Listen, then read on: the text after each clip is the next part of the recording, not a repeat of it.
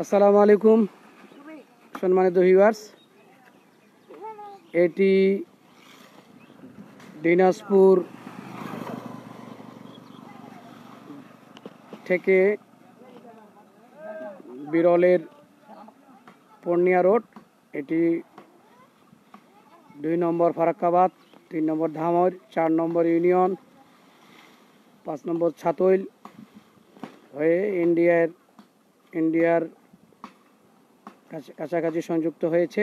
এই রোডটি পূর্ণিয়া রোড। এই রোডের পাশে হলো আমার গ্রামের রোড, যেটাকে আমরা চেয়ারম্যান রোড আমার বাবার নামে বলি। এই রোডের চিত্রটি একটু দেখতে পাচ্ছেন, কি ভয়াবহ অবস্থা। এই গাছগুলো আমাদের অনেক ক্ষয়ক্ষতি হয়েছে, ব্যাপক ক্ষয়ক্ষতি।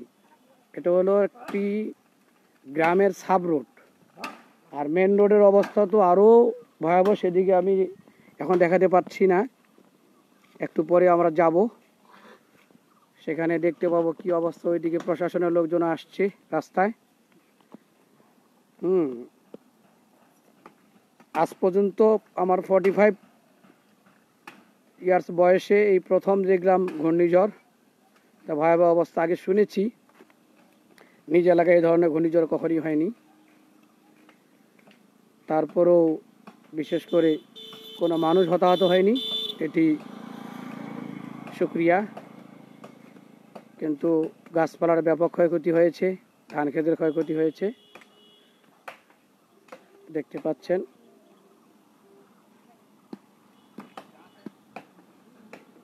এখন বিশেষ করে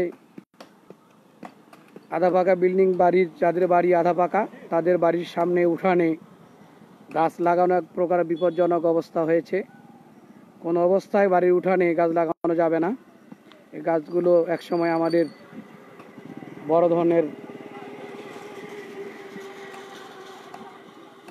ক্ষতির কারণ হয়ে দাঁড়াতে পারে, কারণ অপরিকল্পিত কোনো গাছ বাড়ির উঠানে ঘরের সঙ্গে লাগানো ঠিক হবে না। এখন যে পরিস্থিতি, আবহাওয়ার যে পরিবর্তন, কখন কোন সালে কখন কি হবে বলা মুশকিল।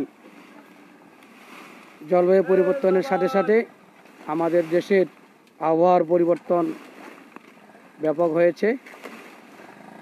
সুনিশ্চিত করে বলা যাবে না এবছর কেমন ঘূর্ণিঝড় হবে, আগামীতে কি হবে, যার জন্য পরিকল্পিত গাছপালা একটু লাগানো উচিত আমাদের। তা না হলে এই গাছগুলোই একসময় আমাদের বিপদের কারণ হতে পারে।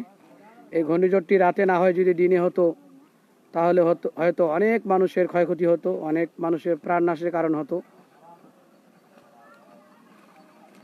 মহান আল্লাহ তাআলা আমাদের সবাইকে হেফাজত করুক, আমিন।